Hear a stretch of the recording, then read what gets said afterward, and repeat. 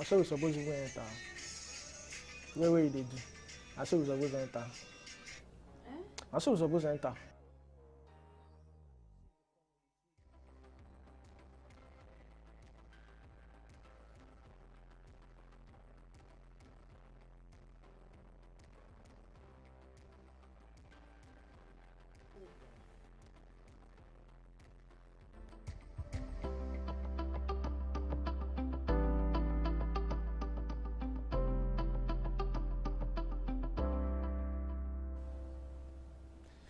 And so we're right back at it again, your daily dose of morning inspiration and motivation. Welcome to the Breakfast Cafe. I call it the most important meal of the day. It's a brand new week, it's a brand new day. I am Olumide Shokoya.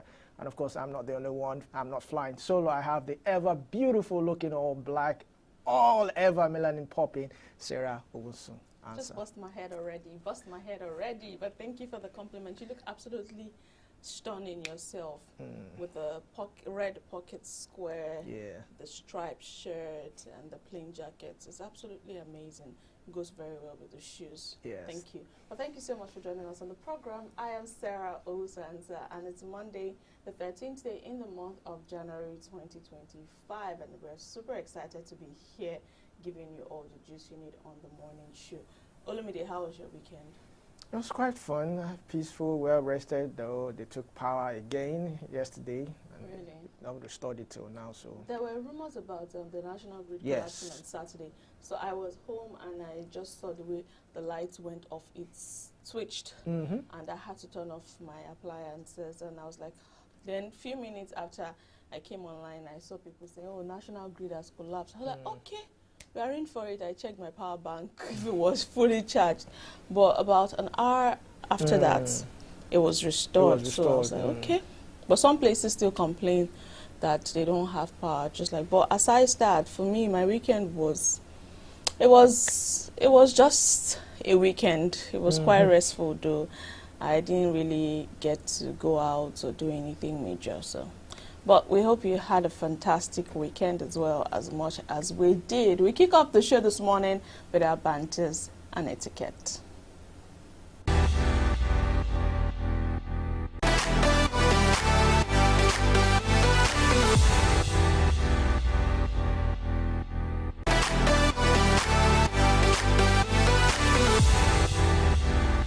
Now, you know, last week, majority of what we talked about in our banters and etiquette was regarding to the new year, how to start your new year, things to look out for. But this week, we're starting off with something very important. You know, a lot of people in this new year, one of their goals is to have a relationship. For the single Pringles, you know, a lot of them have goals to start a relationship this year. And one of the things you need to understand is when you're going to start a relationship, at least you go on dates. Very important. So today we're talking about date night etiquette, so that you can pick one or two things, or maybe three things on your next date. Now, date night etiquette refers to the unwritten rules and guidelines that govern behavior on a romantic evening out with your partner, ensuring a respectful, enjoyable, and memorable experience for both parties. Now, there are certain things to look out for. First is pre-date preparation. So before I go on this date, what are things I need to take a look at? First thing is you need to plan ahead.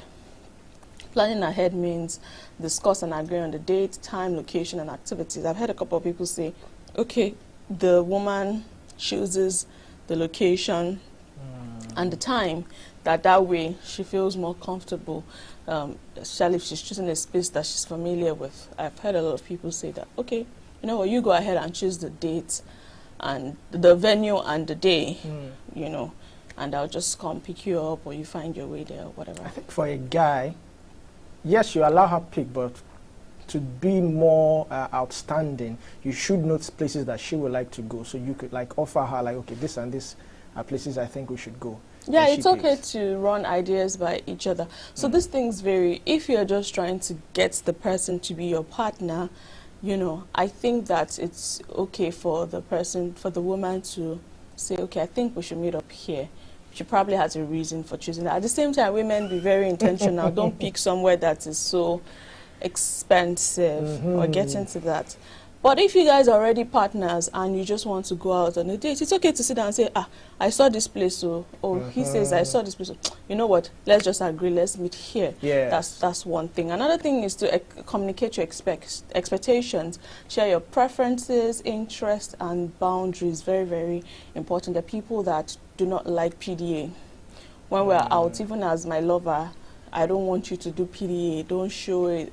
Let's just go and do what we want to do. Don't start trying to kiss me or be all around. Yeah, there are people like that. So understand people's boundaries regardless of who the person is. Also ensure that you understand the dress code. Clarify this to avoid misunderstandings. Dress appropriately for the date. Now, don't dress too revealing and don't dress too serious like you're going to the office as well. Find somewhere to meet in the middle. Punctuality is also key. Agree on a meeting time and respect the other person's time. Very, very important. You do not want to keep someone waiting, especially on the first date. Very, very important. Now, that's what you should look out for while preparing for the date. Now, when you get to the date itself, during the date, arrival and greeting, you look out for that. Arrive on time, smile and greet each other warmly. Very, very important. Phone etiquette, put your phone on silent mode and avoid checking it excessively. I cannot overemphasize this. People that go out with you and every other minute they're checking their phones, they're getting notifications, and you're like, I find it very rude and offensive. Yes. Now, there might be emergencies where you have to, attend to your phone. It's just okay to tell your partner, please, excuse me, let me just take this. But I don't think it's polite to constantly keep checking your phone while on a date. Also, practice active listening during the date. Engage with each other, maintain eye contact, and listen attentively. You want to look out for all of this. Ensure that there's a flow. Also, ensure that you're not the only one talking. Talking. You're not giving your partner the opportunity to also talk. Take note of that. Pay attention to table manners. Follow basic table etiquette, such as not talking with food, with your mouth full. When you have something in your mouth, make sure you're chewing it or you finish chewing it before you speak. Very important. Respect boundaries. We took this as well during pre-date. It's also important to do it during the date. Avoid pushing each other's boundaries or discussing sensitive topics that your partner might not be comfortable with, or the person you want to make your partner might not be comfortable with. And at the end of the day, show appreciation during the date. Express gratitude for the evening and each other's company because the person took out time to be on that date. Show appreciation. Yeah. Okay. Why? You have something to say? No. No, it's obvious you have something to say. No, show appreciation. You say thank you. In other climes, when you take a girl out to date, you drop her by her house, you lean over and give her a peck or a kiss. It's normal, appropriately. That's it. Right. I think we're coming to the other part where Olumide has questions. Payment and tipping. That's the next important thing. And the first thing to look out for is discuss payment. Clarify who will pay the bill or split it. This has cost. Oh, don't say that not in Nigeria. This has caused a lot of issues where people are supposed to go on a date and you're hearing, oh, she expected me to pay for everything. Because you guys, first of all, I know people that when they invite you out, because they are the ones inviting you out, they take on the whole responsibility. Right. But there are some people that they feel like, okay, both of us agree to see each other. So it's either we go Dutch, you pay for whatever you order, I pay for whatever I order, or we all order and split the bill. But some people find this, some ladies find this offensive, and some guys also feel like this is an insult on their personality. If they are taking you out, then they can sort it. That's why I said, women, if you're going out with a man and you know that he's taking care of the bills, try to be reasonable. I have a principle. If I want to go out and I don't have money, I will not go out. So what I mean is, I have to go out and there's something they call vex money in Nigeria, in Lagos particularly. So first off, I'm making sure that whatever I'm ordering, I can pay for it with my account balance. And I have that money ready in my account. So if push comes to shove, I can pay for myself. don't go and order something that your account balance cannot pay for. It will end in tears. Now, tipping is another thing. Follow standard tipping practices. Also show gratitude, express thanks for the meal and activity of the day. I think that's all we have here. At the end of the day, you need to thank each other for the time spent together. You need to discuss the next steps. You need to respect each other's boundaries. We've said this at every point in time. And at your parting, you need to, end the evening with a warm goodbye and consider a small gesture like a hug or kiss on the cheek, like Olumide rightly said, and be polite about it. I even want to ask a question. Who initiates the second date, the guy or the girl? I don't think it's cast in stone. Okay. Whatever, however it flows, there's nothing cast in stone. Don't let anybody tell you. Don't let society make. If you feel like you want to meet up with this person again, it's okay to offer, to say, I think we should meet up again. It's not cast in stone, right? But that's it on this segment. Thank you so much. We hope you learned some things. We'll take a break. We'll be back with our newspaper review for today. Just stay with us.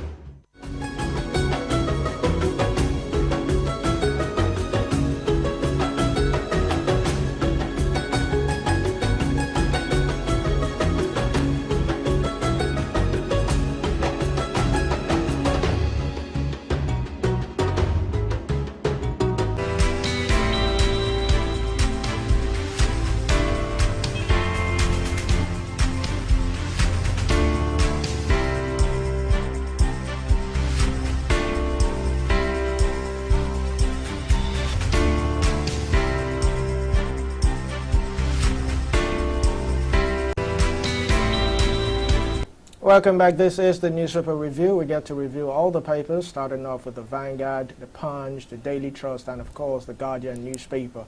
You can also join the conversation. We are also live on YouTube and on Facebook at High Impact Studios. So we start off with the Daily Trust newspaper, and a quite rather sad but confusing and concerning story here. Now it says here, airstrike kills 15 in Zamfara. Now we have two sides to the coin, or two sides to the story. The governor said there are vigilantes, while the NAF, the Nigerian Air Force, said we killed bandits. So it's a confusion, a contradiction. Who is actually telling the truth?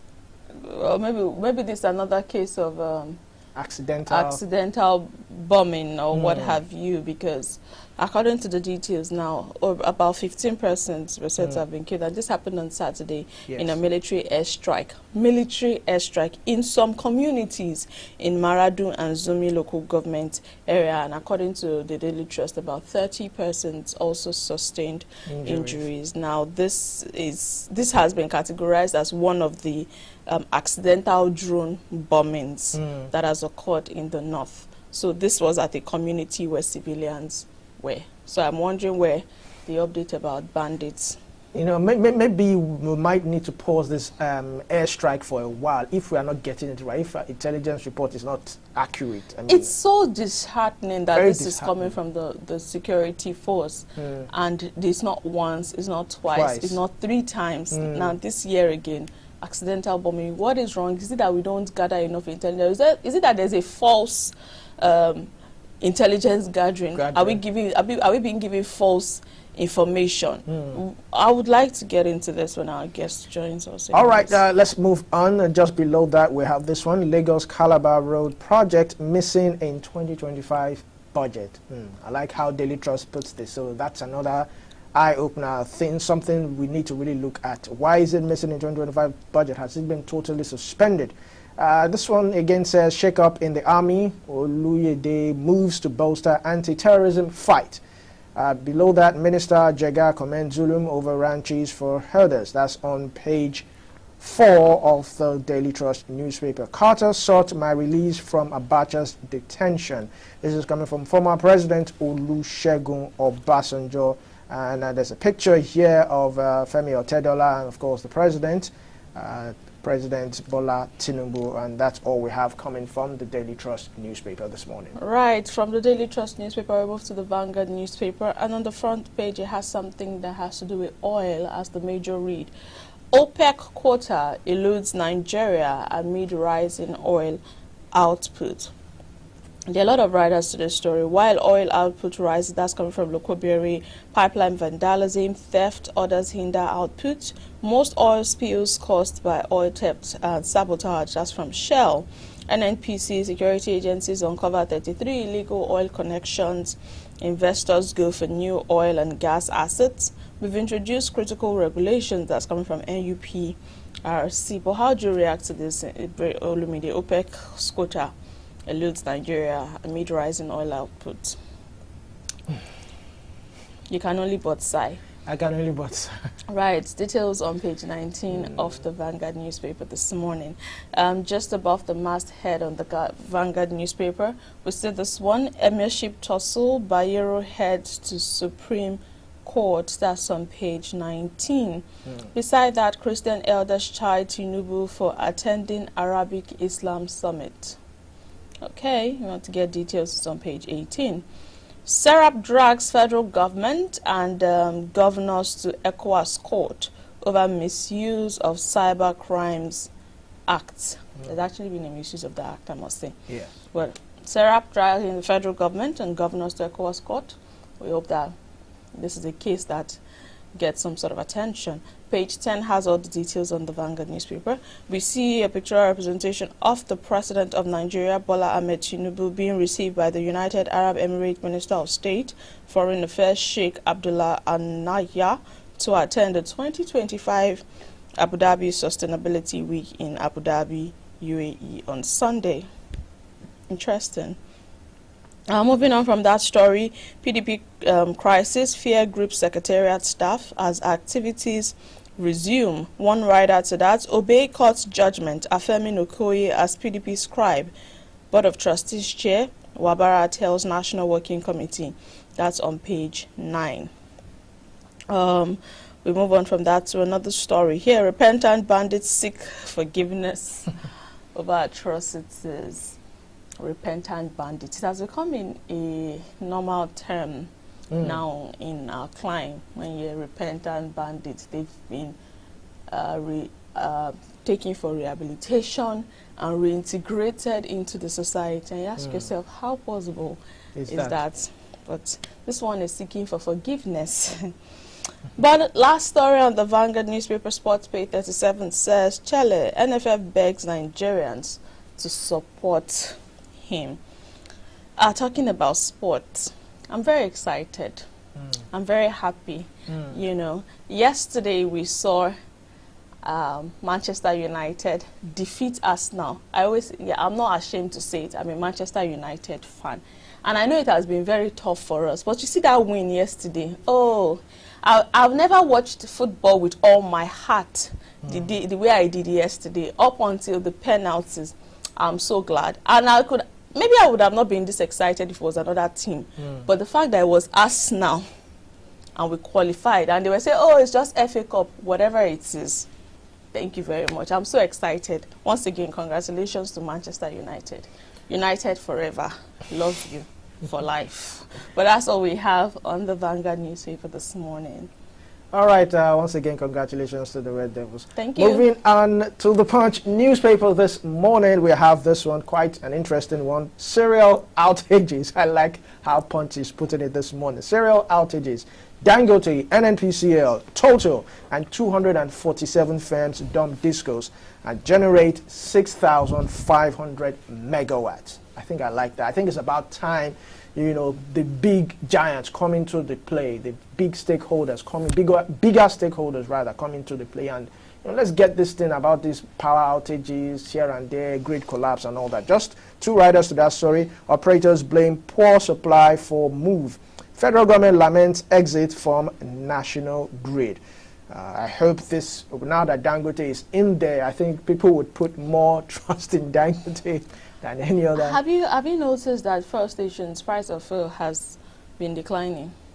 Yes, it's a good move. It's a very good move, and I heard that some of these fuel stations have partnered with Dangote, and I know a particular fuel station that they were selling at 1,075 naira last week. They dropped it to 1,000 naira, and yesterday I saw that they've dropped it to 945 naira.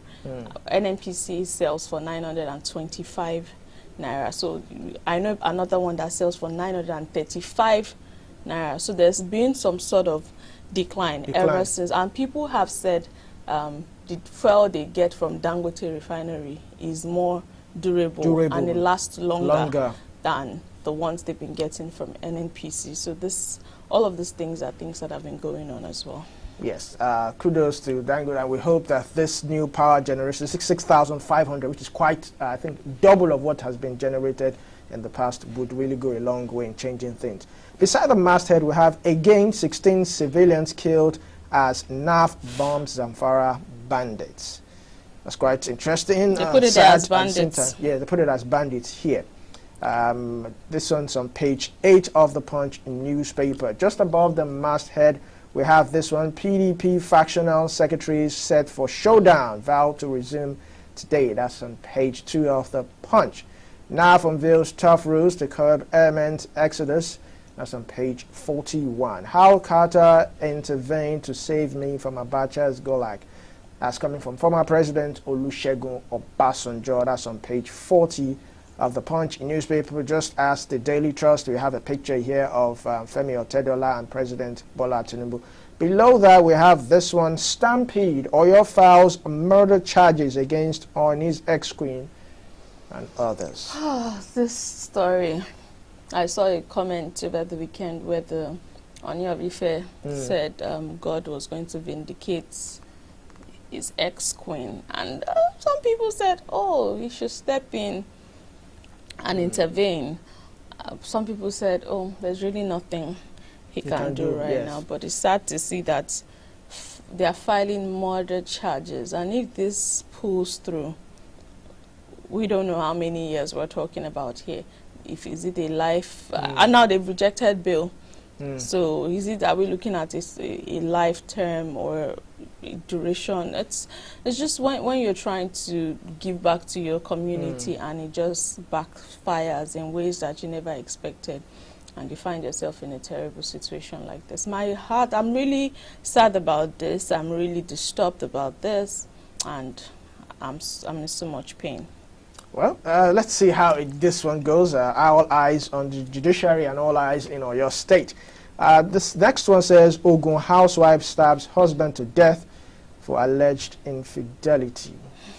Quite interesting. I saw another report also in Abuja of how a woman poured something on the man's supposedly mistress. Now, lastly, we have this one, 80th anniversary GCU to honor. All right, okay, we don't need this one. But I think that's all we have right now coming from the Punch newspaper this morning. And the last paper we'll be looking at is the Guardian newspaper very quickly. Road to $1 trillion economy. Nigeria toes EU spat, integrates $146 billion shadow economy in GDP plan. That's on page 6. There's an infographics here. You want to take a look at it, underground economy and how it has been broken down. Bayero heads to Supreme Court over emirship tussle. That's on news page 9. State honor fallen heroes, HAP on peace and security. News page 3 has all the details. Obasanjo reveals how Jimmy Carter saved him from Abacha. Get the details on page 5. Beside that story, mixed reactions trail announcement of Owade as Alaafin elects. There's a sort of crisis there as well. One person is announcing one person, and the governor picks is announcing another person. We shouldn't be seeing things like this. But page 7 has all the details. Diaspora group endorses Sheyi Tinubu as next governor of Lagos State. Fingers crossed, the lips sealed. Page 7 has the details. Airstrike, Zamfara government and APC applaud NAF as military denies civilian casualties. That's on news page 6. And lastly, 500,000 farmers displaced within 2 years, says Dawn. Page 8 has the details. But that's all we have on the front page of the Guardian newspaper this morning. We'll take a break. When we're back, our guests will be joining us to talk about some of these headlines. So stay with us.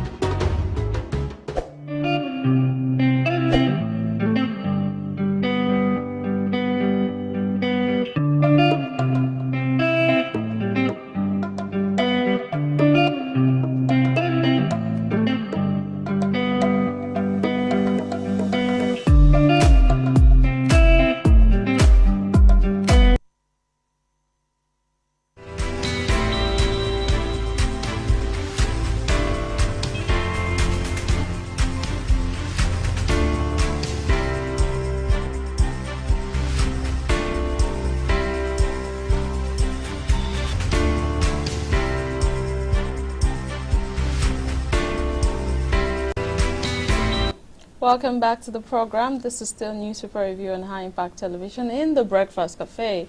I still have Olumide here with me, and we've taken a look at the stories on the front pages of the papers. But just as we prep for our guests to join us, let's quickly take a look at some of the inside read of these papers. I don't know if you saw the story about an Imo community that experienced a midnight bomb explosion. It's on the Punch newspaper. Fears rise over Imo community's midnight bomb explosion. Now, midnight bomb explosion occurred at Umuneke community in Bieri in the Mbaitoli local government area of Imo State. Now, it was learned that the explosion, which occurred at a newly completed family house on Saturday night, reduced the house to rumble, though no casualty was recorded.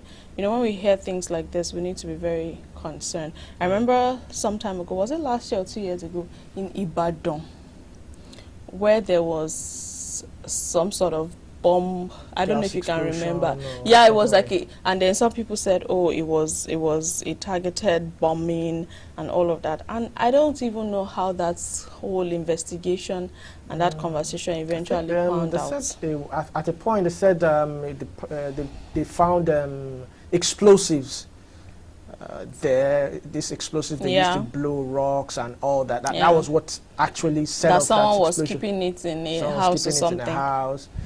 They failed to release, or they refused to release the name of the occupants of that place, and that was how the story, died down. And that's how usually investigations always ends in Nigeria. It just withers away, most like the let sleeping dogs lie. It shouldn't be. We should be able to know how things. Excuse me. We should be able to know the outcome of things. At the end of the day. It's very important. Then the story on the Vanguard that talks about police expose new trend, constructive kidnapping. That's the new trend, constructive kidnapping. Rescue 16 ladies. Now, the Lagos State Police Command has uncovered a new trend of kidnapping, which is dubbed constructive kidnapping, where unsuspecting ladies are lured by kidnappers posing as internet friends and lovers. The sinister scheme has already ensnared 16 ladies from various parts of the state who were fortunate to be rescued by the police command. Now, in another shocking case, a 16-year-old girl was rescued after allegedly conspiring with her boyfriend to demand ransom from her parents, pretending that she had been kidnapped. I saw the story, and what got to me the most was the age of the girl. How? 15-year-old. With that kind of brilliant mind, if I must say. Well, that brilliance should be channeled into something else and not for criminal activities. A 15-year-old girl planning with her boyfriend to tell her parents that she was kidnapped just so they could pay ransom. And are they going to run away with that money or go on a honeymoon? I don't even understand where she got that audacity from. And it's important to pay attention right now to this scheme of kidnappers. They come to you like they know you from the internet, or sometimes people that even date themselves online dating. Some have worked, right? But we need to be very careful when you're going to meet up with somebody that you don't know. I always say something, let at least one person know your whereabouts for a start. If possible, share a location. Share your location. Let them know where you're going. If you're going to be in a taxi or something, share the details of the taxi. We cannot be too careful these days. Even people that you know still hurt you. People that we've had cases where husbands are hurting wives, siblings are hurting siblings, fathers hurting children, and all of that, cousins. So how much more people that you don't even know? But we'll hold our thoughts there as we invite our guest in person of Adini Ifetayo, a media analyst, a friend of the house, joins us virtually. Thank you so much for joining us this morning, Adini Ifetayo. Are you there? All right, we cannot hear Adini Ifetayo. Yeah, good morning. It's okay. my pleasure to be here. Good morning. Thank you so much for joining us. Yes, I'm here. Yes, can you hear me? We can hear you now. Thank you so much for joining us. Jesus. We can hear you now. Yes, absolutely. We can hear you now. Thank you. Thank you. Thank you for joining us. Happy New Week. Are you there? Happy New Week. All right. I think we have some sort of yes, I'm here. Delay in the feedback. Right. Oh my God. Oh, we can hear you, but there's just some sort of delay in the feedback, we're getting. So let's delve straight into the business of the day. Let's talk about this story, airstrike. We got the update about this happened on Saturday, and there have been speculations or rumors that it was the communities that this airstrike was launched was a civilian community. However, the NAF has come out to say no civilian was killed, and this happened in Zamfara, saying that they only killed bandits. Talking about accidental bombing, accidental airstrikes, it seems to be becoming a natural thing now in our climate. Let's get your reaction to this.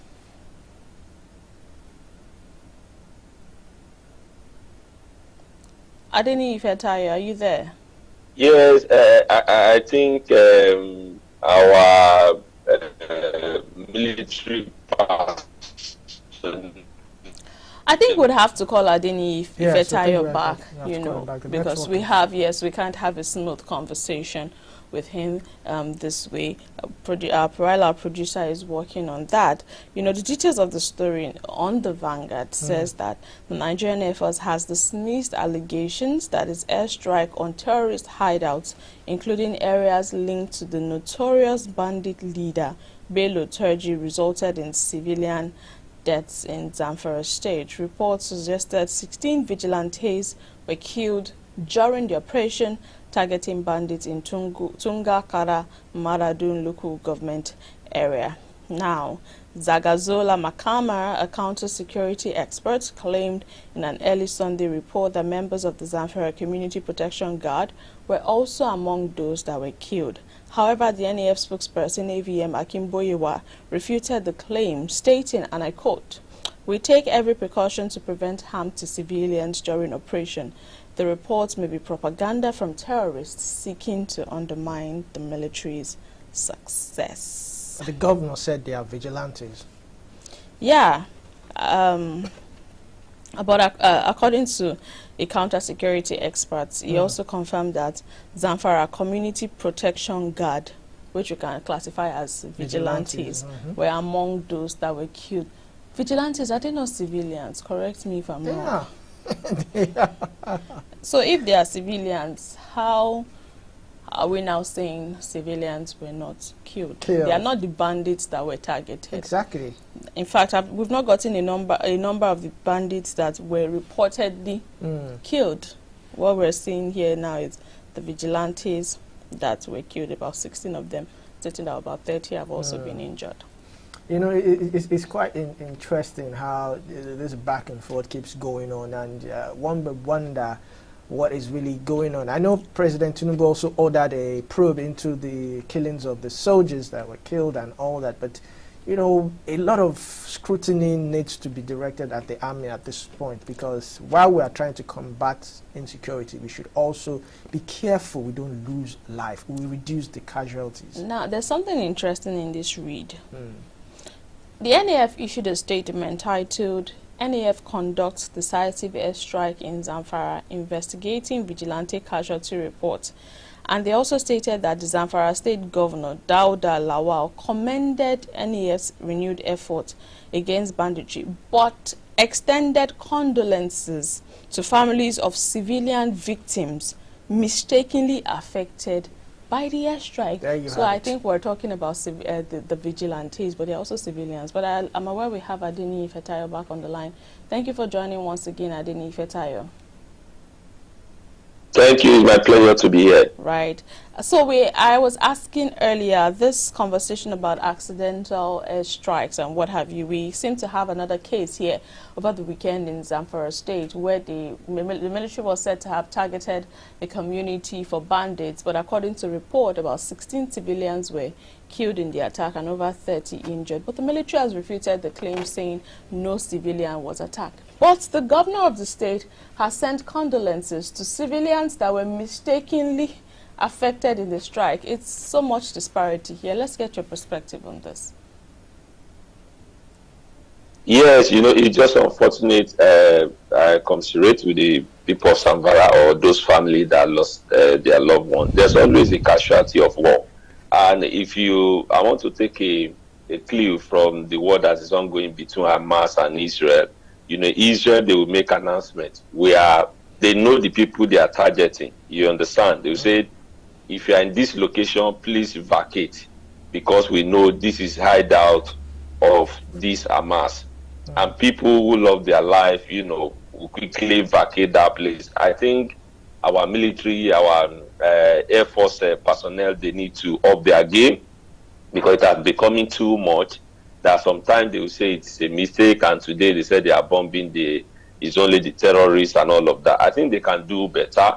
They can have a grand team, and while the assaulted will be coming from airstrike, you understand? So there will be a kind of warning. You know the people that you want to target. If you don't know them, why do you just bomb a community or an area? So I think they can do that. And just like I said in this forum several times, that if they need help, they should do more when it comes to software, when it comes to information gathering, when it comes to, of course, those terrorists too, they use what they call human shield. You understand? They live within the community, and they should do more. There's a strategy they call whistleblower. Don't wait. It's not just only meant for financial misappropriation that should blow whistle. When you know some of these people, they are within the community, they live, you know, among us, let me put it that way. And you see something that is not strange, you see something that is strange rather, and you notice that the kind of movement in your community, there should be a dedicated number. Just call that number, and they can even say you'll be rewarded for that tip. So it will reduce the casualty or a civilian casualty when we are talking about war or a fight against the terrorists. I think they need to do better next time. All right, thank you very much, Adeni. Let's shift your focus to Oyo State. Now, murder charges has been placed upon Prophetess Naomi, the proprietor, and Oriyomi Amzat. Do you think that, looking at what happened, yes, lives were lost. Lives were lost. We agree on that one. But do you think murder charge is not an exaggerated charge against these people who, some would argue, have no hand in this unfortunate tragedy? Yes, you know, sometimes in Nigeria, we are emotional when it comes to dealing with an issue. Just like you said, an individual is presumed innocent until being convicted or found guilty. So if they are innocent, if they don't have anything in it, at least they will have their days in court. But once life were being lost during the process, the normal thing is, you know, to go for murder charge. I don't think it's exaggerated. So let them have their days in court and prove their innocence. I know some of them, they are trying to ameliorate, they are trying to reduce hunger, they are trying to give back, and as a result of that, there's a Yoruba that says that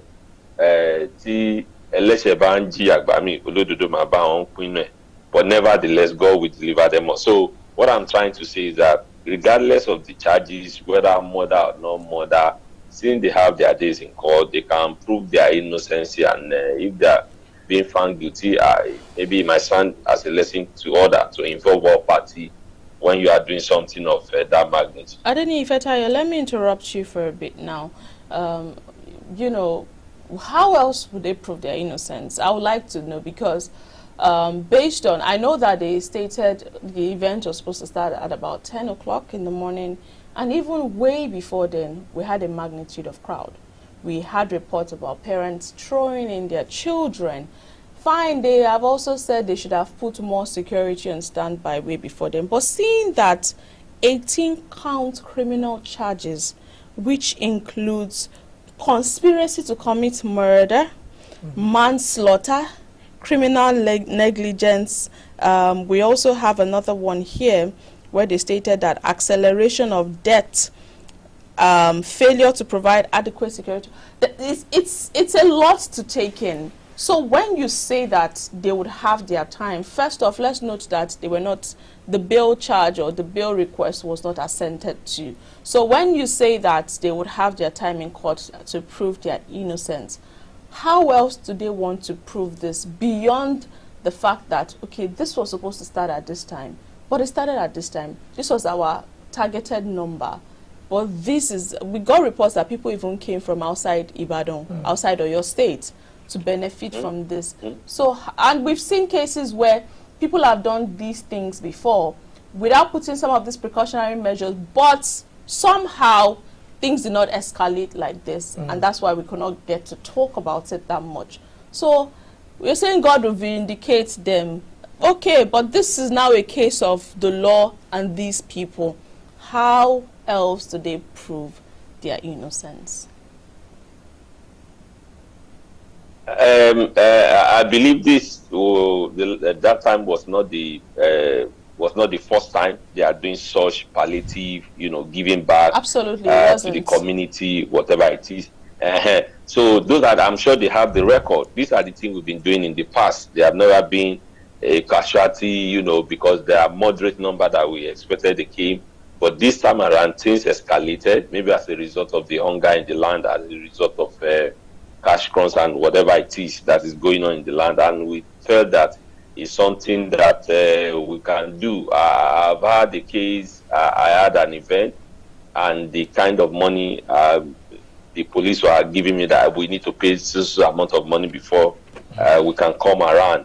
And they'll be, sometimes those are the things you just need to put before the judges or the jury, as it were, that we didn't meant any evil. And I'm sure they might even want to tamper justice with mercy. All those counts you read out earlier on, conspiracy to kill, to do all this, some of them will be dropped. Yes, attempt murder or whatever it is. Some of those things will be dropped when trial commence. So I'm sure they are not there to cause chaos or make sure somebody lost their life. So, but I believe that one of those are the things that they will table before the court. Their past records and all of that. And I'm sure the judges are being who they are. They will look at it and drop some. If they found negligence in some other area, they might ask them to pay for that. So. All right, Adeni, if I may comment, that's what I believe. Looking at all this now, what negative or positive, or let me just say, what effect would it have on those who genuinely want to help, who want to do philanthropy? What effect would it have? Seeing what happened to their predecessors, if I might say. Yes. In fact, let me put this. Yesterday, during Sunday school, we look at empathy. That why is it that people are not empathized with other people? And somebody said, because of maybe what has happened to someone when you are trying to help. In fact, my daughter asked a question. She said, can you, on the line of doing empathy, go to jail? I was surprised. I said, well, sometimes it happens. So some will be discouraged, of course, no doubt about that. Me, I'm of opinion, as long as you are doing good, regardless of what might happen to Mr. A or B, just be discretionary about it and continue to do it. Don't let it stop you at all. I won't subscribe that, because this one has happened, let me stop about it. So it's just for all. Most of us, we don't study the lessons. It's only outcome that we study. So what has happened? What lesson can be learned?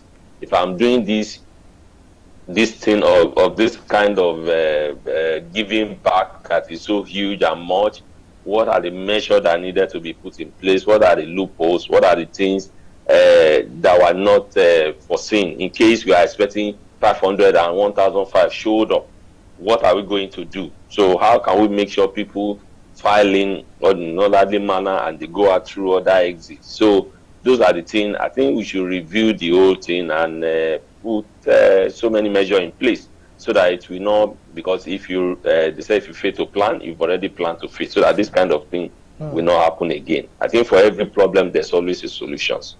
Right.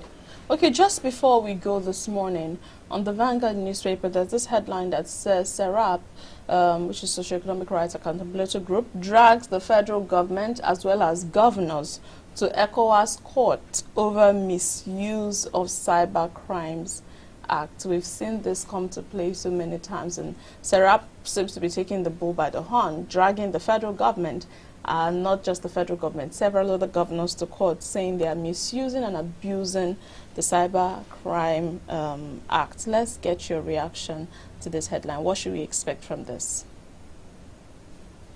Let me commend Sarah. They've been there for a long time, making sure that the whole government accountable, whether state, local, or federal government. It's just our challenge is still the justice. Will I say the judiciary? But thank God they took them to ECOWAS.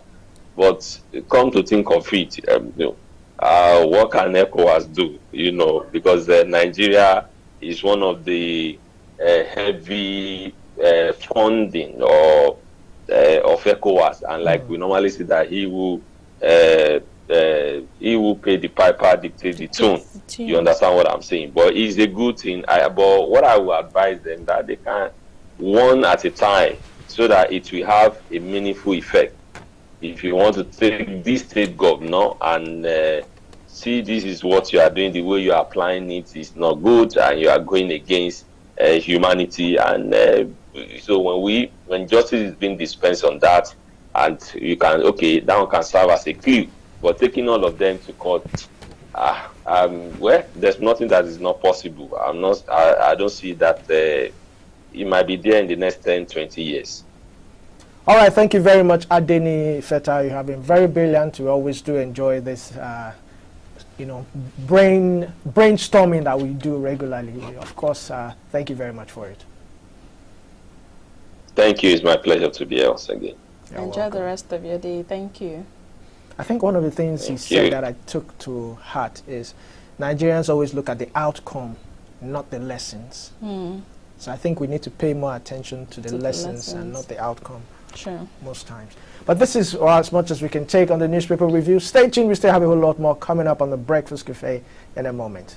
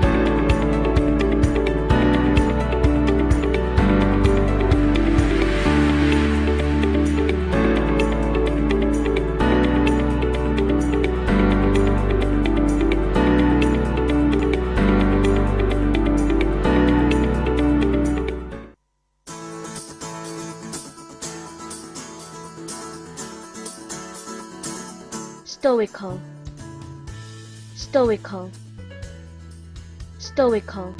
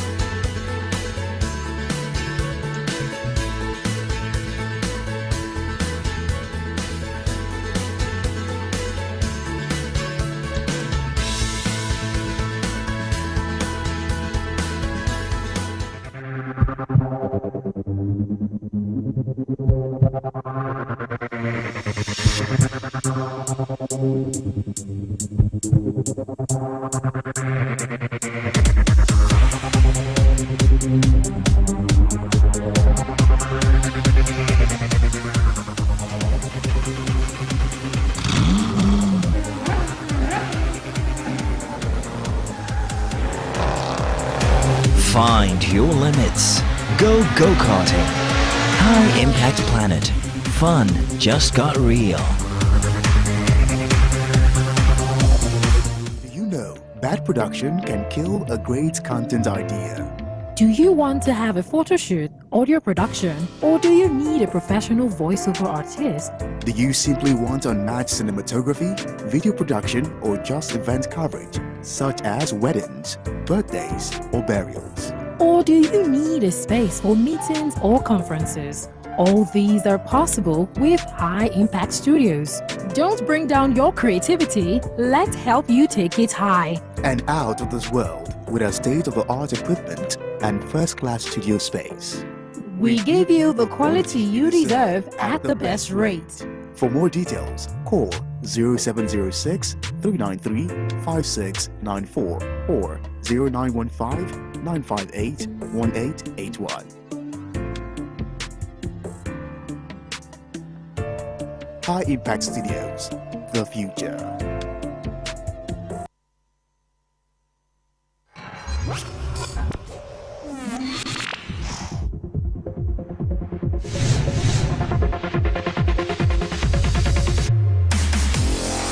High Impact Radio, 102.1 FM. The future is now.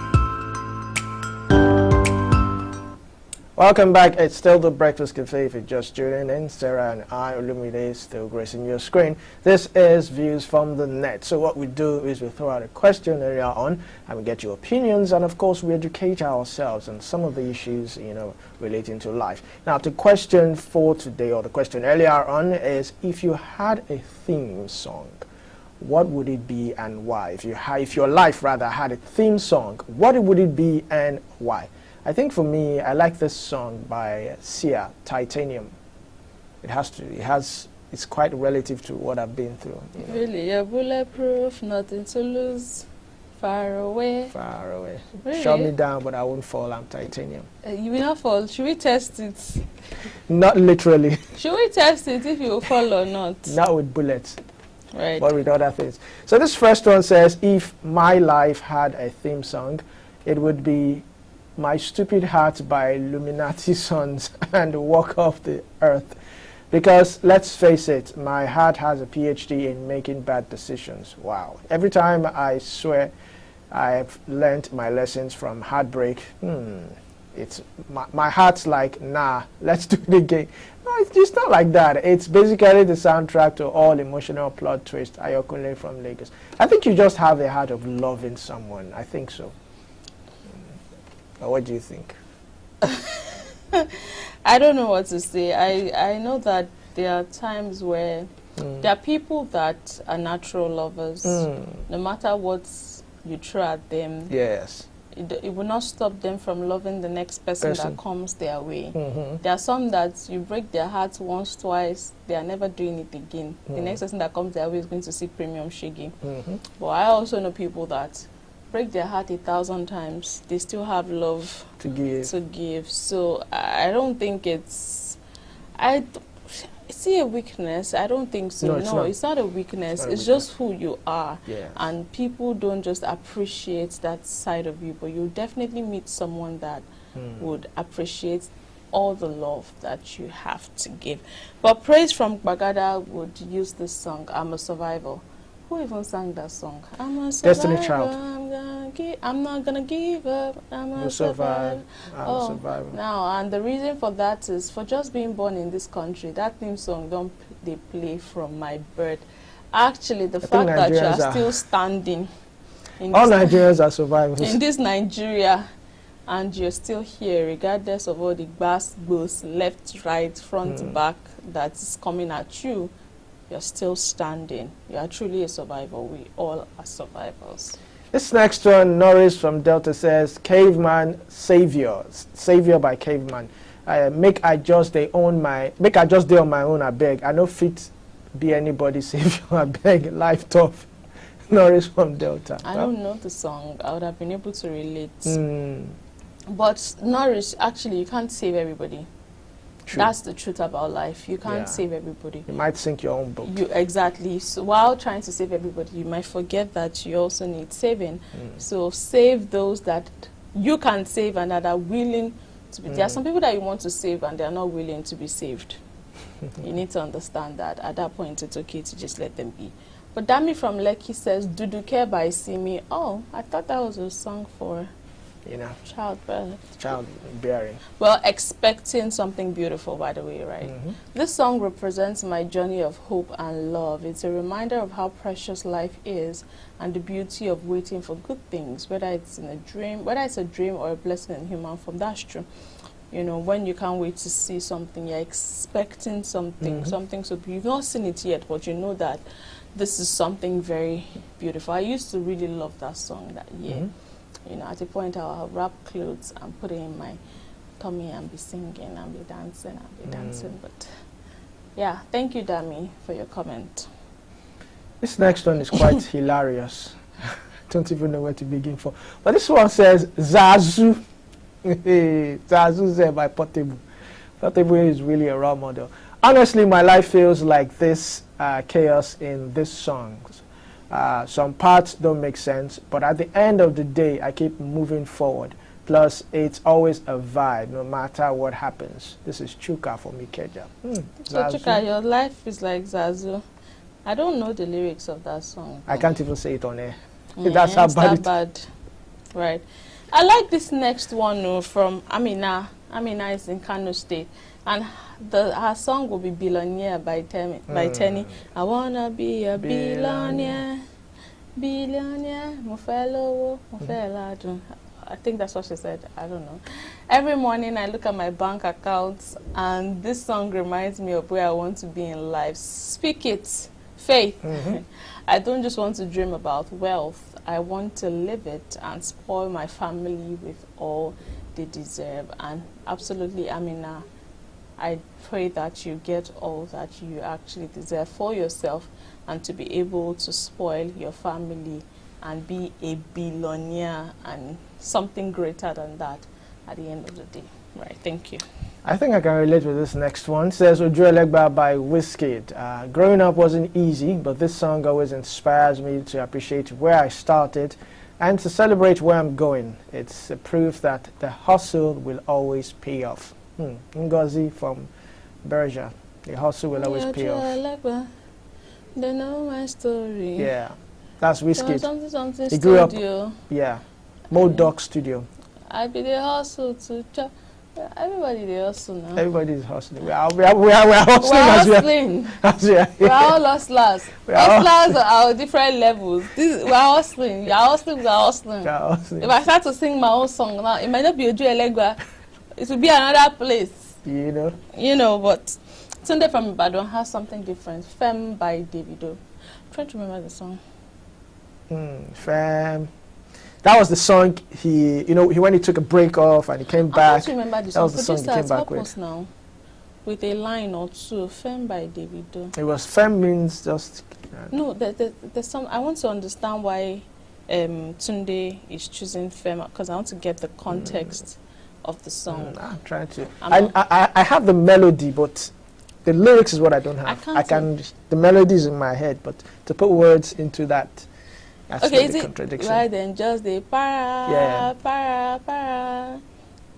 for me. Oh, and Tunde chooses this song because sometimes people have too many opinions about how I should live my life. This song is my way of telling them, please keep quiet and let me focus. It's a gentle way to create boundaries. People, see, You know, one thing I noticed this morning while preparing for work, the thoughts just came to my head again. A lot of people are, a lot of we humans, we are very quick to see everyone's faults. Oh no, you should do it like this. Oh no, I think your life will be better if you try this. Oh no, I think but guess what? We don't see how to better our own lives.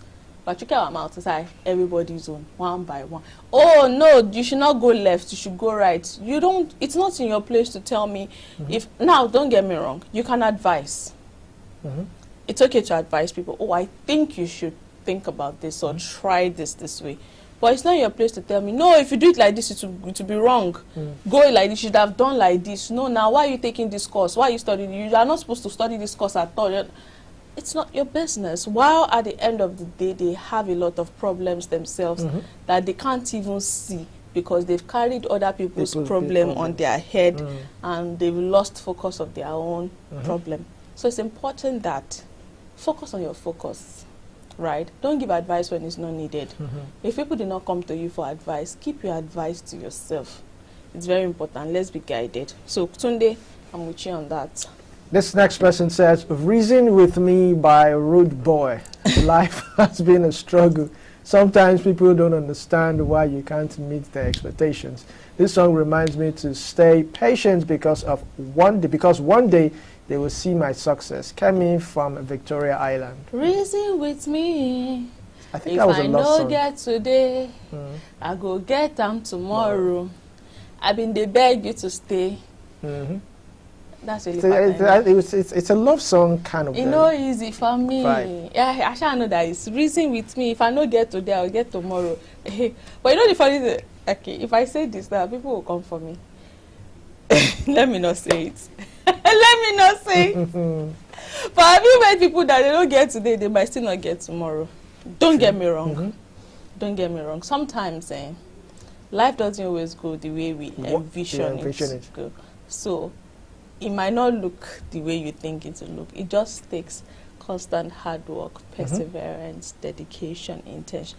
I'm not trying to be pessimistic. Is that the word? I'm not trying to be what's that word? A killjoy. I'm just trying to be real.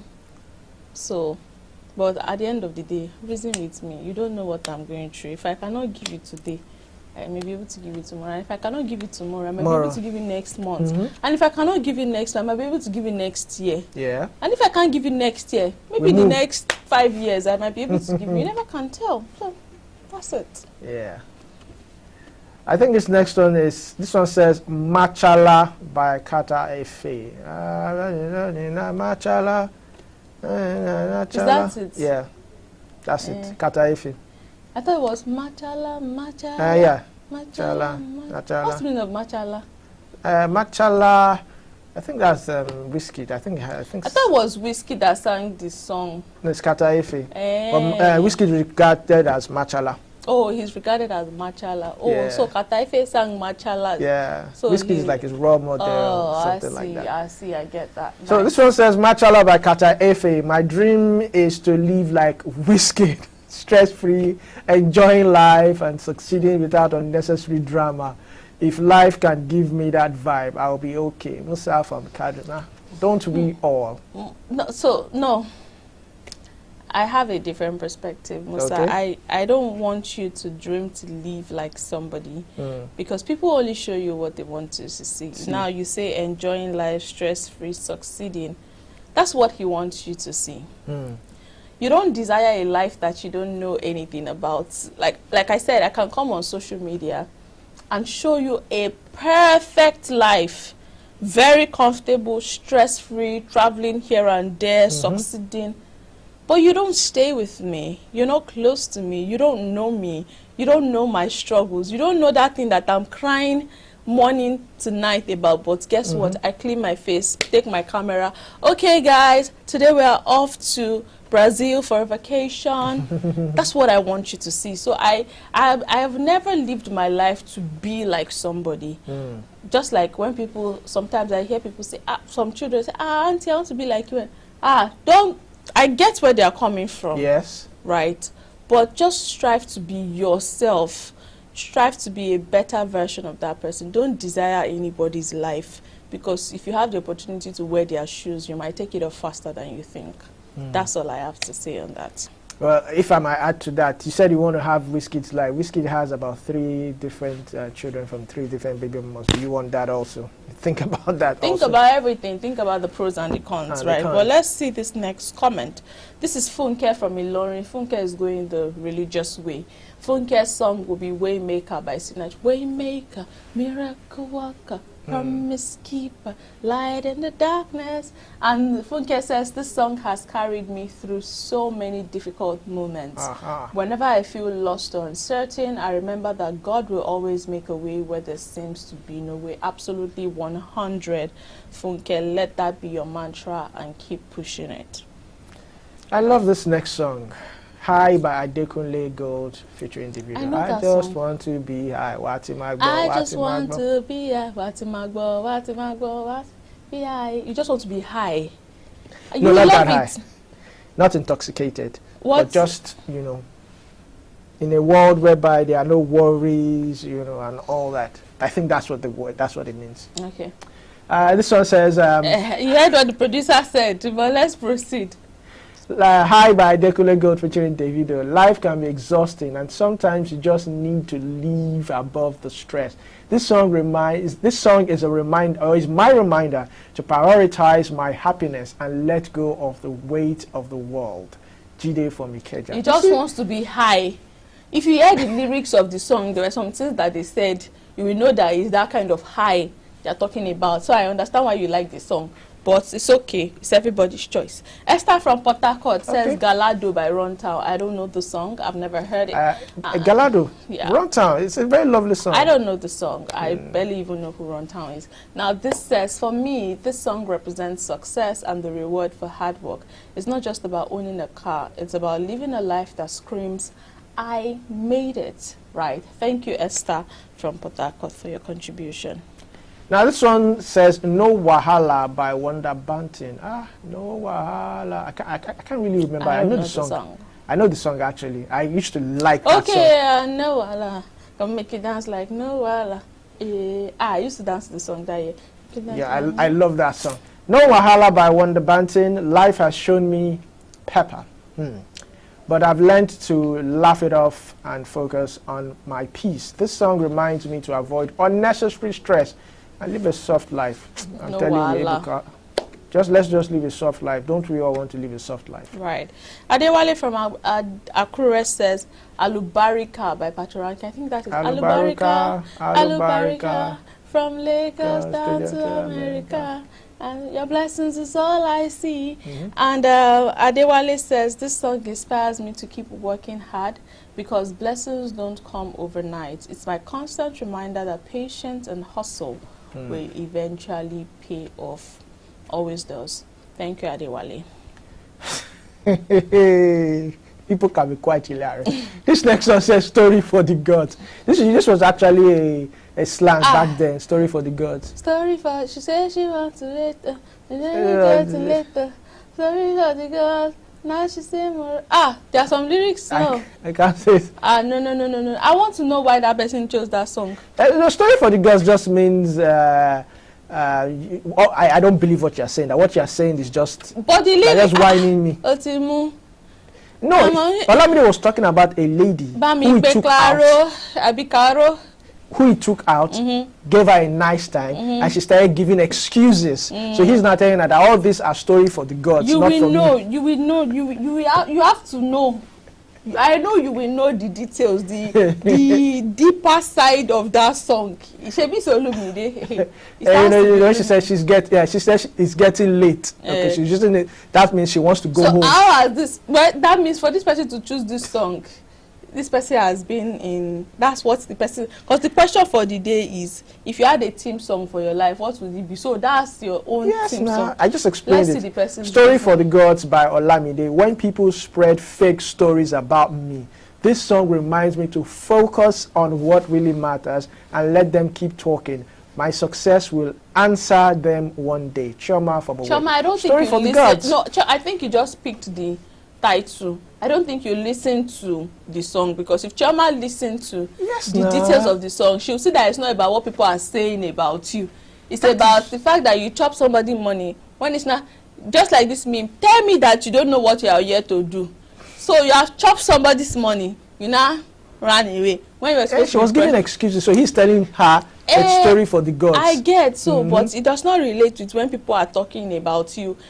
In a negative way. The context. Chioma, go and listen to the song again. I'm sure when you listen to it again, you probably change the song that you used to describe your life. But let's see Zainab from Secretary. Zainab says, Lagos party. I think that's ain't no party like a Lagos and party. it's true. There's no party like a Lagos party. I can tell you that for sure. If you live in Lagos, you'll quite agree. Like we don't really care. Now, life is too short not to celebrate even the little wins. This song reminds me to create joy wherever I go and to cherish moments with the people I care about. See, cherishing moments. I don't have a large circle, but this year I want to try my best to create beautiful memories with people and cherish it so much. You know, talking about Lagos party, I know you must have seen videos of Burna Boy leaving the club around 8 a.m., 9 a.m., when people are just going to work, and you're wondering, like, is this Lagos? Let's take this last comment. This next one says, This Year by J1. I think everybody will agree with this song. This year. I'm trying to remember the... We're making money. This year. We're making money. Yes. We're making money this year. Yeah, so This Year by J1. Every new year I reflect on this song and pray for progress, blessings, and peace. It's my anthem for staying hopeful and trusting that better days are ahead. Kunle from Abeokuta. I think this year Nigeria will be great. Amen. Right. I think that's all we have on the views from the net. Stick around, we still have a whole lot more coming up on the Breakfast Cafe. We'll go on a short break.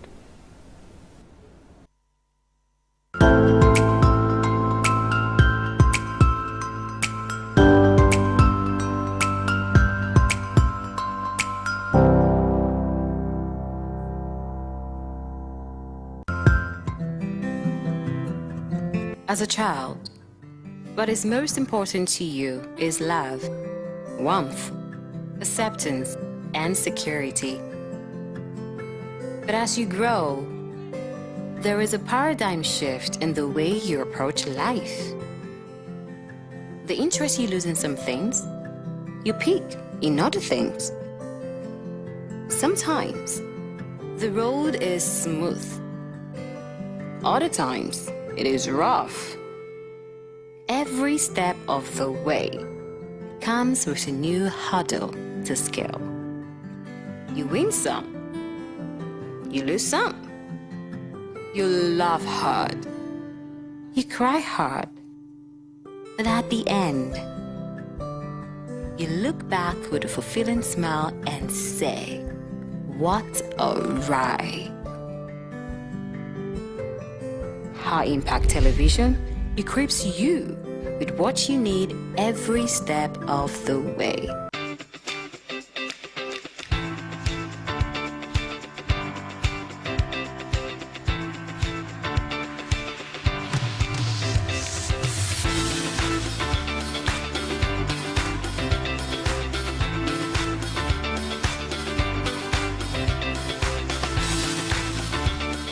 Do you know bad production can kill a great content idea?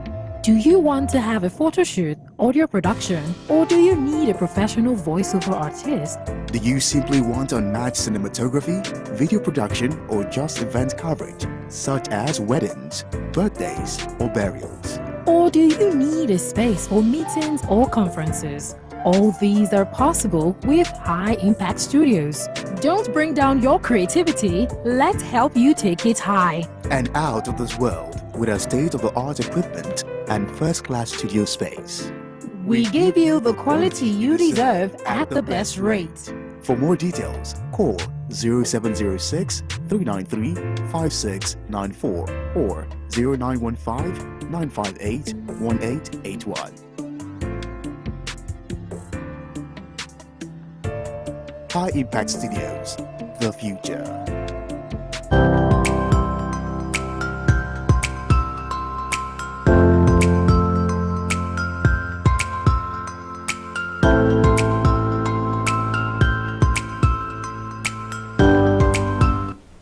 welcome back. If you're just joining, this is still the Breakfast Cafe. Sarah and I still gracing your screen. This is where we discuss topical issues, and today is very important. It's a very important topic where we'll be bringing to you this morning, and it will go a long way to help you at the course of the year. As you are well aware, there's an outbreak in China, a new virus, HMPV, and reports last week said Nigeria is at moderate risk. Moderate risk. I would like to take out that risk and leave out the moderate. So we will be discussing HMPV transmission and containment, what you need to know in order to stay safe. But before we go into that, you really need to know what HMPV is. Now, human metapneumovirus, known as HMPV, is a respiratory virus that spreads through close contact with infected individuals, inhaling droplets from coughing or sneezing, and touching contaminated surfaces. Now, it is most active during dry season and affects people of all ages, with young children and the elderly and those with weak immune system being most at risk. Now, symptoms include cough, fever, runny nose, shortness of breath, and wheezing, often mistaken for common cold or flu. Now, to stay safe, frequently washing hands, disinfect surfaces, and avoid crowds. Wear face mask if symptomatic. While there is no specific treatment or vaccine, early detection and supportive care rather can prevent severe cases. No HMPV cases have been reported in Nigeria, but the government through NCDC is closely monitoring the situation. Proactive measures, including heightened surveillance at ports of entry and public health awareness campaigns, are in place, of course, to protect citizens and minimize the risk of outbreak. If you experience symptoms or severe symptoms, visit a healthcare center. And I think right now, let's welcome our guest in person of Sonny Olukunle Phillips. He is a public health specialist. It's so glad you just came at the nick of time. Thank you very much for joining us this morning. Good morning, pleasure. Good morning. Thank you for joining. All right, so let's get into it. The first question, which is the most important, how does HMPV compare to other viral respiratory infections in terms of transmission, severity, and impact on public health? I mean, if we would take a cue from COVID-19 2020.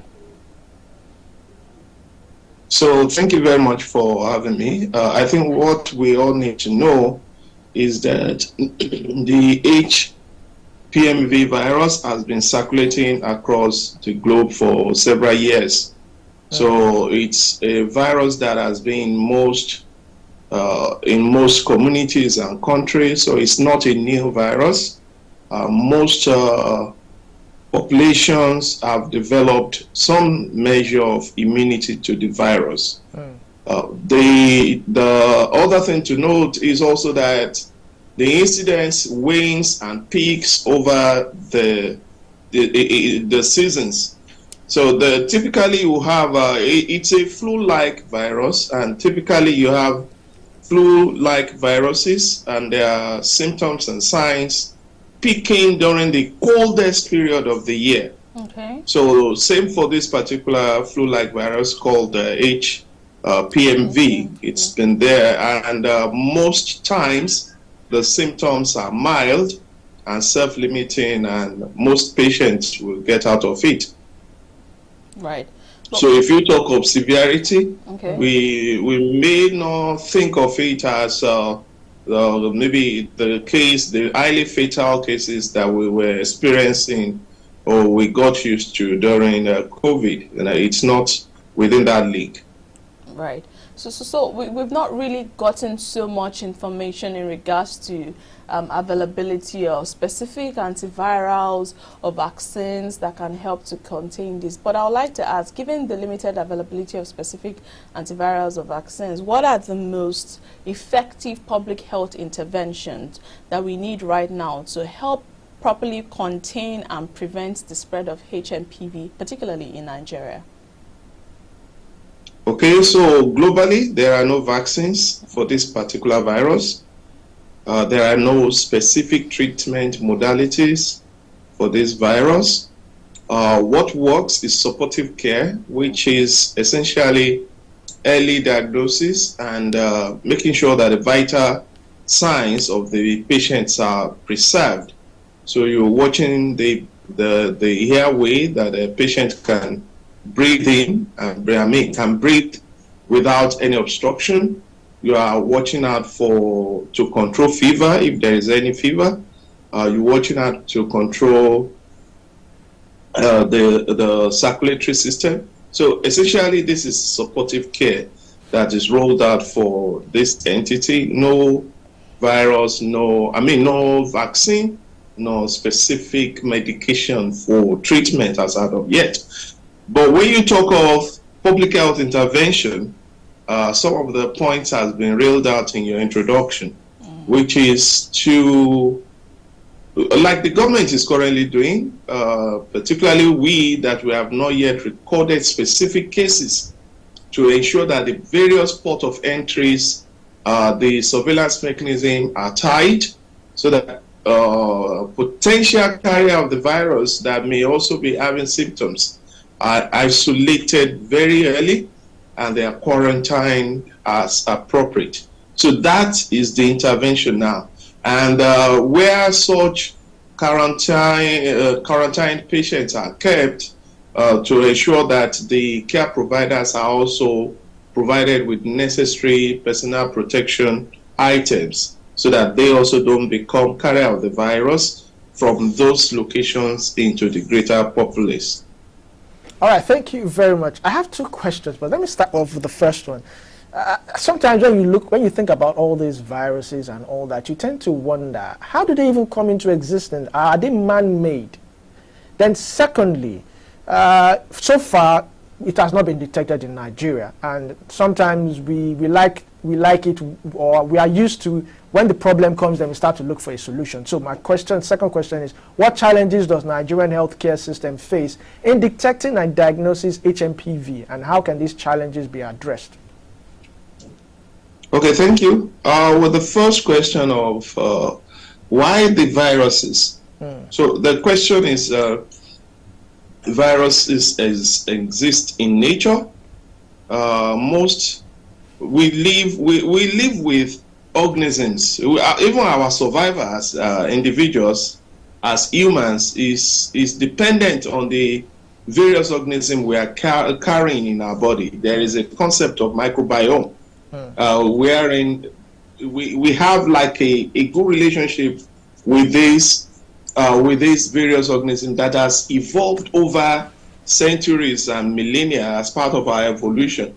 So some of these viruses, their natural host are non-human. Some of them are bats, some of them are in poultry, like the avian flu. But the more we go, so if you talk of bats are in the forest, they are in the bushes.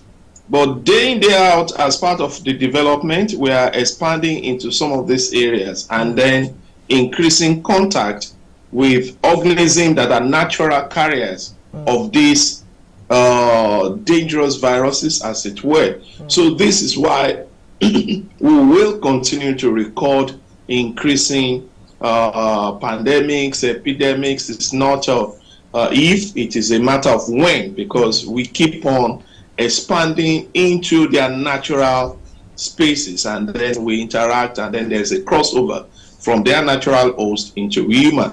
So that's, it's guaranteed, because it's a product of, it's part of the offshoot of our development enterprises.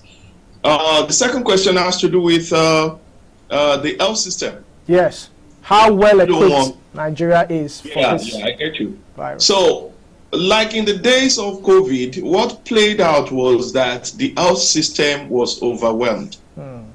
Even the best of health systems. So, if you have one patient coming in on a weekly basis into a major health facility, that one patient will be quickly taken care of.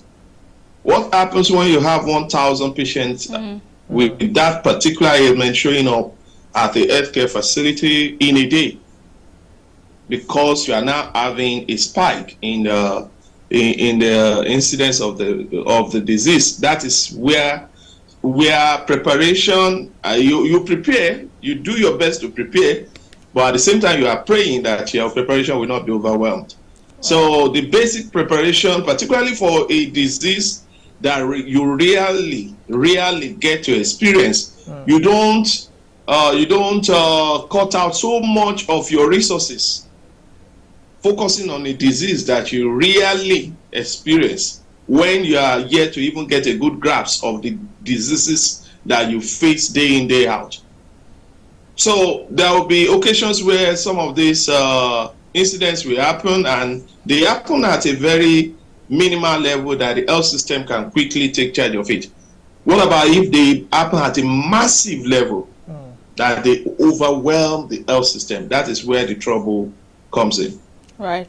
Now, let's talk about genomic surveillance for a bit. We know that genomic surveillance is the process of constantly monitoring pathogens and analyzing their genetic similarities and differences. Now, what is the role, or to what extent can we make use of genomic surveillance in tracking the evolution of HMPV, and how can this information be used to inform preventive measures? Okay, thank you very much. When you talk of genomic surveillance, you're going a bit higher than the basic level. The basic thing we need to do is to maintain surveillance before we even talk of genomics. Genomics will happen as part of the process, but the main thing is to even ensure. So what is surveillance? That is, you detect early, and that, to me, I think the government is doing its best. There has been on ground working with several facilities, working across different ports of entries, what is called influencer-like surveillance system in Nigeria to isolate early anyone manifesting diseases that may akin or describe some of these viral episodes that we are having. So where genomics, then it's partly academic, but may also be part of the control, because you may say the kind of HPMV that is the virus that is unleashing havoc in China might be a bit different from the virus taking root in Nigeria. That's where you now want to describe with genomics. But the basic thing is, you want to isolate the client, the patient early. You want to triage them appropriately into care, and you want to make sure that the care system is isolated not to be a bridging mechanism into the greater population. All right, thank you very much. Now, the question I would like to ask now is, Nigeria has been said to be at moderate risk of HMPV. So, is it too early if we start to set up healthcare centers, or centers, that containment centers rather, for this thing, so that once it's detected, the patient is taken directly to the containment centers? And can we have, institutions, hospitals, not just hospitals, but different centers, public centers, have this gadget that we had back then during COVID-19, where it's it's being used to check your body temperatures? Can we just start being proactive before we start seeing cases of this HMPV? Okay, thank you. Let's give it to the government. I think the good side of COVID was that it transformed the resources that flowed in during COVID, transformed the health system.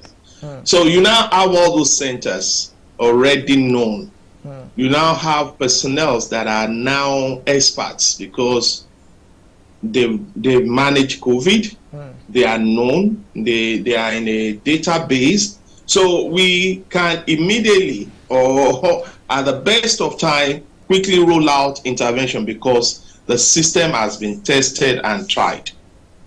So all these facilities are already on ground. The EOCs, epidemic control centers, they are all there across the country. This is not the only virus we are also tracking for crying out loud. Lassa fever is already in the system. It's major with Nigeria, and that same system is already responding. So it's not about, oh, let's now unleash a different sum of resource to cater for the HMPV. No. The resources are on ground. The resources are there. Right. It is just to quickly then respond to this new assault if it ever happens. Right. All right. Just before we wrap it up with you, right? Let's talk about collaborations, right, with international organizations, even with our local health workers. We know that sometimes those at the remote areas do not really have this knowledge. So two questions in one. How can we better engage communities and local health workers in spreading awareness and promoting behavioral changes to reduce the spread of HMPV? That's one. Two, how can Nigeria collaborate with international health organizations to strengthen its response to emerging infectious diseases, just like this HMPV? Okay, thank you. So let's start with the second question. Even from the intro, part of the assessment that went into coming to the conclusion that Nigeria is as a medium risk was done with input from major global players, your CDC, your WHO, working with Nigeria NCDC. So this is also some of the lessons from COVID, that you can't afford to leave a country to deal with some of these major health issues. So that system is already on ground. So rarely do you have a government now or a nation that is flying this kite of rolling out appropriate control mechanism alone. No. That international mechanism collaboration is on ground through your WHO, through major donor agencies, to ensure that, because the safety of one is the safety of all. It's now a global, the entire world is now a global village. So you don't leave one country to grapple with this challenge and then think you will be safe. No way. So secondly is the issue of how do we mobilize the community, the populace at large. I think we already have a system on ground. It's just to layer this additional information on it. So the same system with which we inform the entire community about COVID is still there. A whole lot of was done through community leaders. That system is still there because I'm aware of that, particularly through the national primary healthcare agencies. There is an advocacy aspect of the work that works with various community leaders. That system is still there. It will, if necessary, require passing the information both digitally through the mass media, using local languages, working with celebrity. I know that system will be mobilized if and when necessary. All right, fantastic place to land this morning. Thank you so much, Dr. Olukunle Phillips. It's been a delight speaking with you on this very important topic, and we hope to have you join us some other time again. Thank you so much. Pleasure. Enjoy the rest of your day. All right, we just finished a conversation with Dr. Sonny Olukunle Phillips. He is a public health specialist, and we talked about HMPV transmission and containment, and he was able to, from the professional side of it, highlight some of the things that we have not paid attention to. All in all, I think that there needs to be more awareness about preventive measures, particularly from the NOA. We've talked about this, the NOA and CDC, Ministry of Health, needs to push out a massive form of awareness so people understand what this virus is, how it can be transmitted. Some people don't know that it's airborne. Some people don't know what they are supposed to do. Some people don't know some of the symptoms that they need to look out for, preventive measures and all of that. Above all, we need massive awareness and containment measures. Definitely, and I think this is where the local government, LCDA, this is where they come in. They can be used as an instrument to spread this awareness across to the people, the grassroots. I think that's much we can take right now. We'll go on a break shortly, and when we come back, we will take trending. Stay tuned.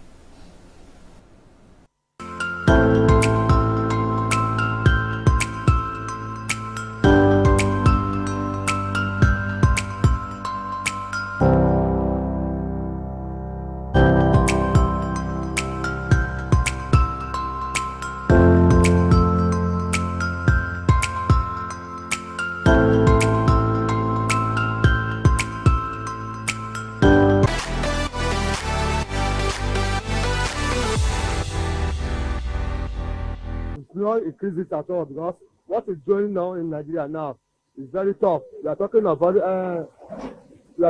food, talking of this one. If they increase this one again, it's not the best. So that's my own opinion. No, I feel increment of tariff is not the best thing for now, because if the tariff is being increased, the network is still not better because of the kind of country we are in.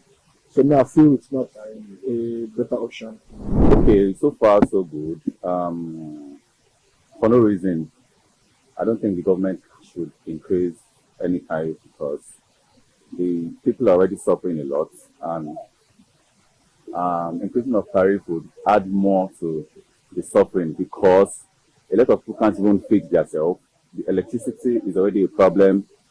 Recharging your phone is another issue, because along the line, you might even recharge your phone and they will end up not giving you the amount of data you're paying for. So there are a lot of hectic issues that should not even be the issue on ground about increasing any tariff. Or I think that there are better things that the government should look into. Whatever the government says always favors them, and it doesn't favor us. Because I don't understand why the increment to go that much, 100% is a lot. I don't even think there should be an increment, because we are still battling with the one we have. Network, to use the network sometimes is no avail.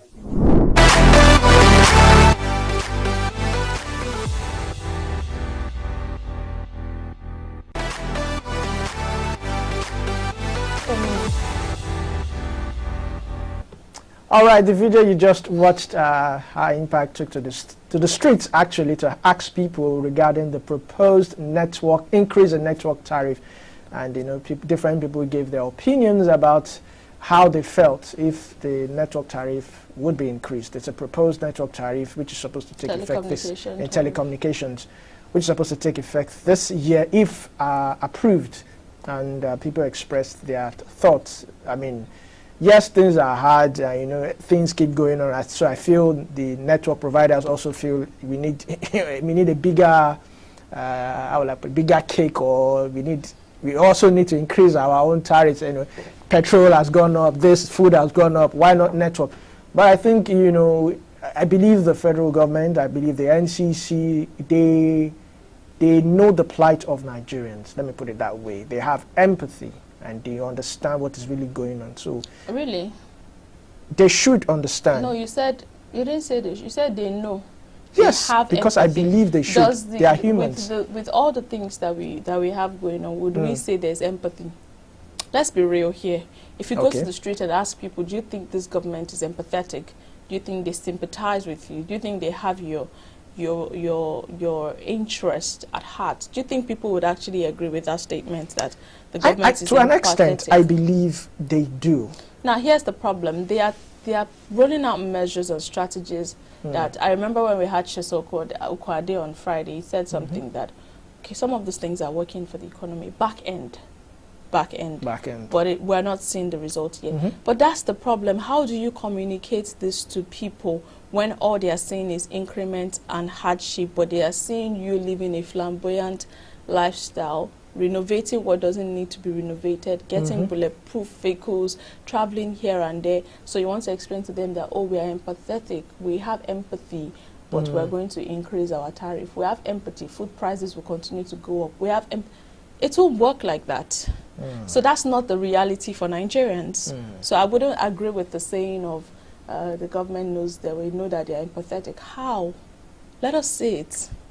Well, just like Sarah said, Nigerians really need to see how empathetic the government is, because when you look at it, and I saw a meme just yesterday of a proposed, this could also be an allegation, a proposed rehabilitation of the Abuja Stadium. And I learned that Dangote spent about $1 million renovating that stadium not too long ago. And they are budgeting over 300 billion or so to renovate it. So where exactly are they renovating?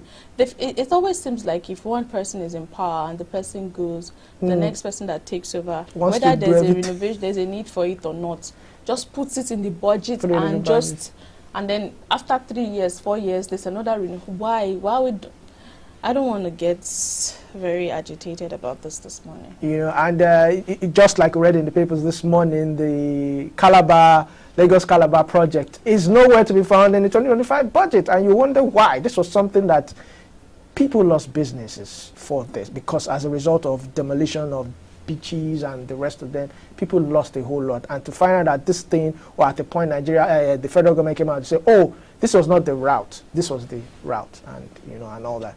But well, you've heard Nigerians, and of course the federal government has heard Nigerians, and I hope they would learn one or two things and put it into effect.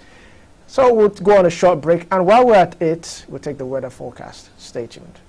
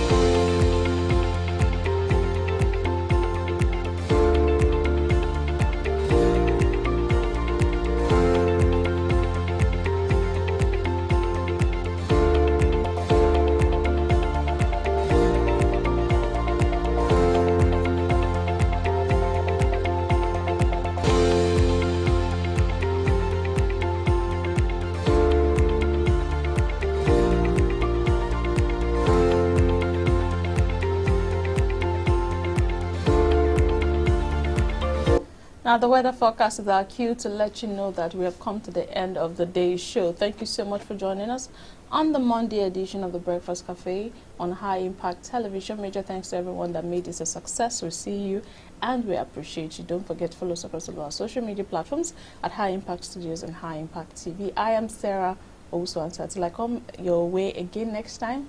Just stay safe. Bye-bye. If you have enjoyed this episode, join us again tomorrow, same station, same time. I'm Olumide Shokoya. See you tomorrow. Take care.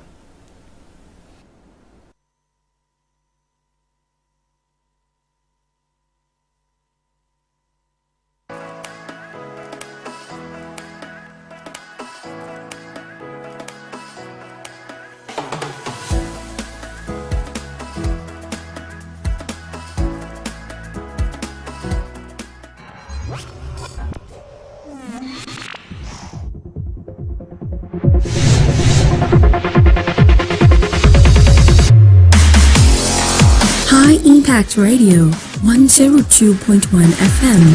The future is now. Do you know bad production can kill a great content idea? Do you want to have a photo shoot, audio production, or do you need a professional voiceover artist? Do you simply want unmatched cinematography, video production, or just event coverage, such as weddings, birthdays, or burials? Or do you need a space for meetings or conferences? All these are possible with High Impact Studios. Don't bring down your creativity, let's help you take it high. And out of this world with our state-of-the-art equipment and first-class studio space. We give you the quality you deserve at the best rate. For more details, call 0706 393 5694 or 0915 958 1881.